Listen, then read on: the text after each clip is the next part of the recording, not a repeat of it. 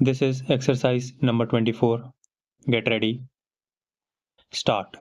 As I read about these experiments, their successes and failures, the groping towards and discovery of truth, and about his prolonged struggle with himself and how he forged the gem like purity of his personality out of what seemed rather ordinary and unpromising material in the beginning, I came to see something of the great picture of his development and to realize that this was no ordinary person.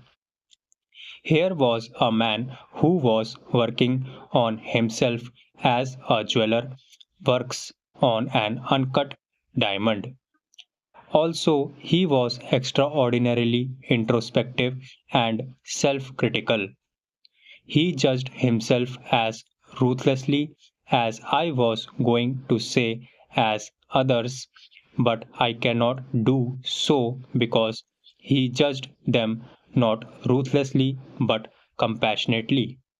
So, how shall I put it?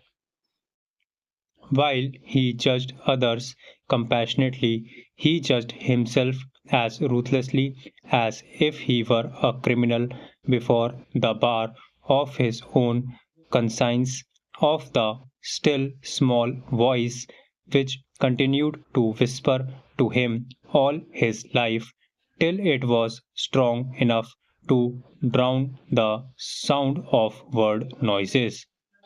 I thought of many of his great contemporaries, Tagore, Sapru, Nehru's, Patel, who were, so to speak, to the manner born of great families, usually the first class education, and cut out for the role of leadership by their heredity, their environment, and their personality.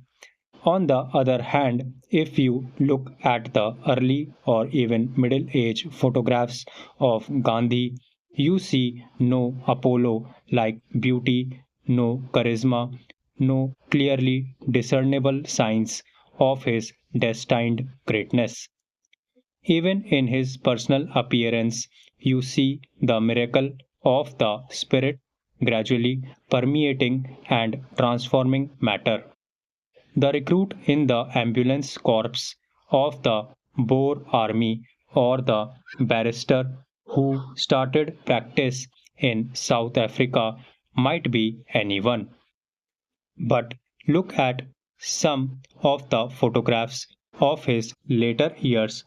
I am thinking of one photograph in particular with a far away look in his eyes as if talking with God, and the thoughtfulness, the composure, the compassion of Buddha in the face. What a difference! His whole life, as he said, was thus a continuous experiment in the search of truth. He was always seeking, always learning, always ready to learn. As he has pointed out in his preface to The India of My Dream, I am not at all concerned with appearing to be consistent. My experiments in the political field are now known not only in India but to a certain extent to the civilized world.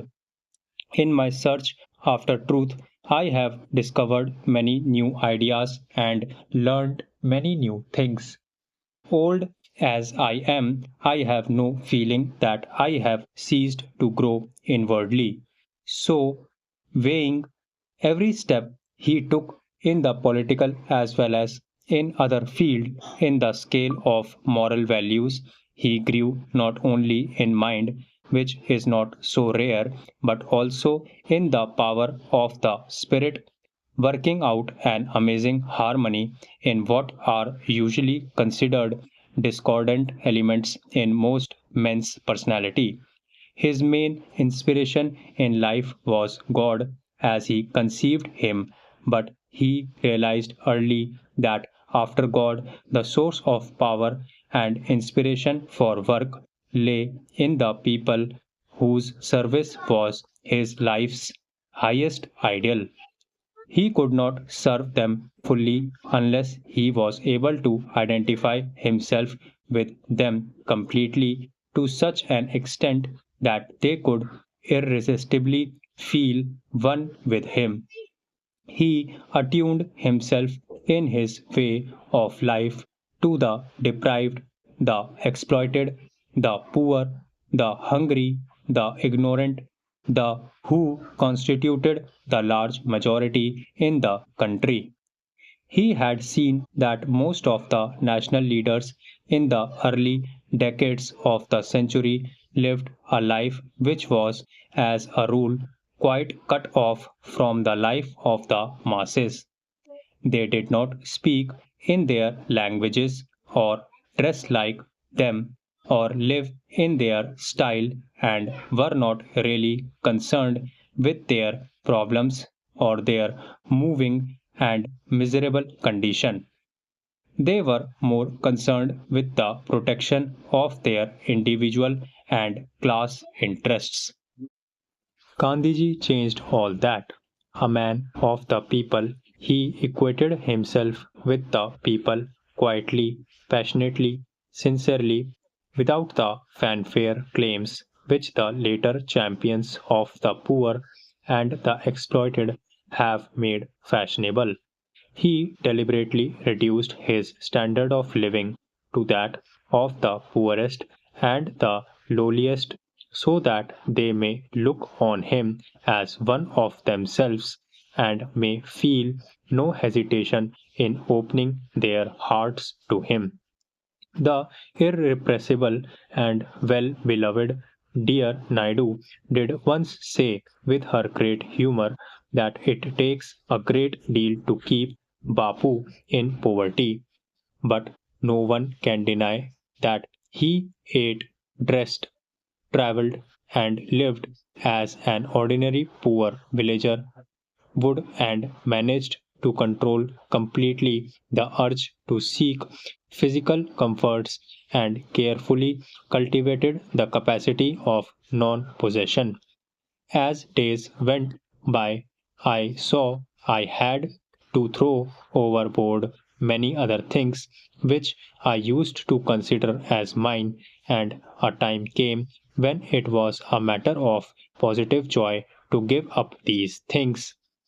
Exploring the cause of that joy, I found that if I kept anything as my own, I had to defend it against the whole world.